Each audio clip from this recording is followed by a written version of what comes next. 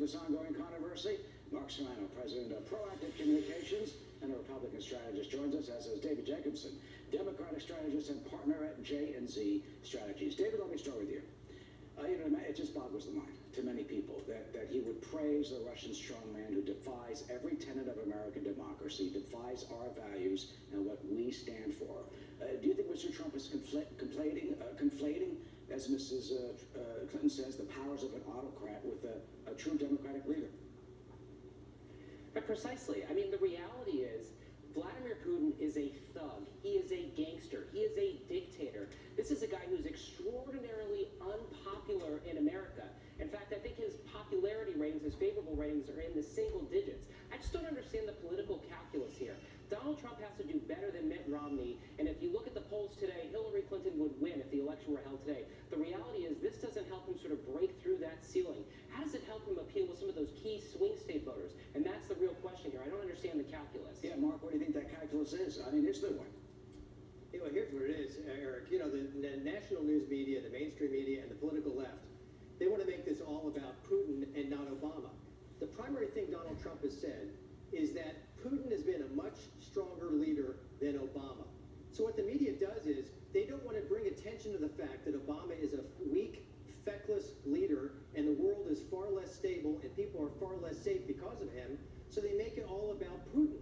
The truth is it's an innocuous term. He is a stronger leader. Is that even fair? Than Obama. But Mark, it's apples and oranges. I mean, the president of the United States is duly elected in a democratic republic. It's not about that, Eric. It's not about that. Former KGB operator. It's not about who. It's about what? It's about leadership.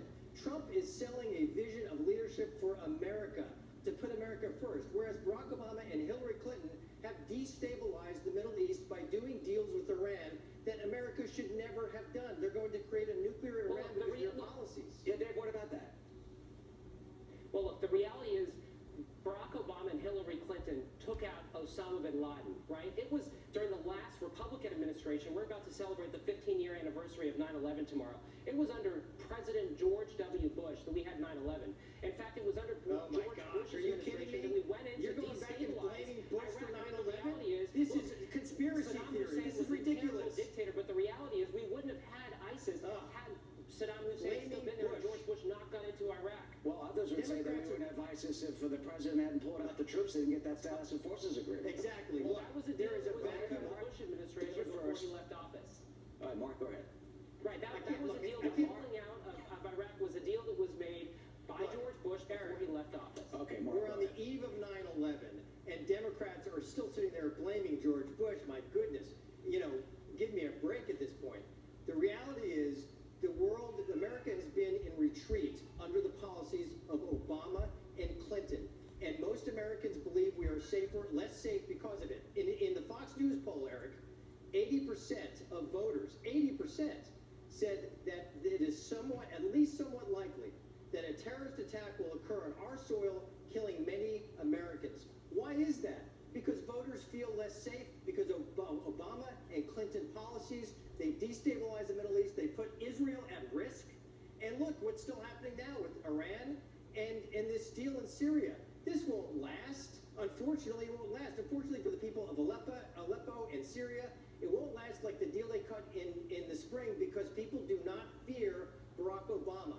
They will fear America and American military might under strong leadership like from President Trump. And David, your response on behalf of Mrs. Clinton's view? Well, look, when it comes to instability around the globe, if you look at Donald Trump's record and what he said throughout this campaign, this is a candidate who said we need more nukes around the world. We need to give Korea, Saudi Arabia, Japan nukes. We need to extract our support from NATO. We need to pull out of NATO. That's a recipe for disaster if you're talking about security for America and stability across the globe. And I think Hillary Clinton's going to have a clear leg up on those issues come the debates just a couple days from now. So what should we do? David, let me just continue that point. Putin is threatening the Balkans. As you said, Mr. Trump has basically weakened or expressed concern for weakening NATO and this sort of thing. So what do we do? Well, I think we need more collaboration. We need to really integrate and sort of revamp NATO. We need to invest more, not less. And I think that's the clear sort of stark difference between Hillary Clinton's approach right? Donald Trump has alienated Mexico. He's alienated Japan. Tell He's that to alienated President our Nieto. European partners. At the President same time, Nieto stood next to Donald Trump days ago. He stood next to him at a press conference. How bad can he be? Right, and then there was a diplomatic disaster afterwards where they were fighting on Twitter where you have the president of Mexico saying that Donald Trump, had a conversation about building the wall, then you have Donald Trump denying it. Mark's got to have the last word. They did have that meeting, Mark. I mean, that is a good point. Look, Eric, this is a change election, and Hillary Clinton is offering warmed over hash from Barack Obama on foreign policy, on economic policy, yet the polls are shifting. This is a completely new race, and the polls are shifting because Trump is offering a vision of leadership on the economy by cutting taxes and on foreign policy with strength by building up our military and taking on leaders like Putin from a leadership standpoint, from a strength standpoint. Hillary Clinton is a part of a failed policy with Barack Obama. It shows across the world. It shows with instability. It shows with less feeling of safety on the part of Americans. We're running out of time. Ran the clock out on that, and that's the argument. We got 60 days. Mark and Dave, you just laid out the case for the American people. Thank you so much. Thanks, Eric. Martha? Thank you. Okay, well, do you like a sale? Hey, do you like a sale, Eric? Yeah. Who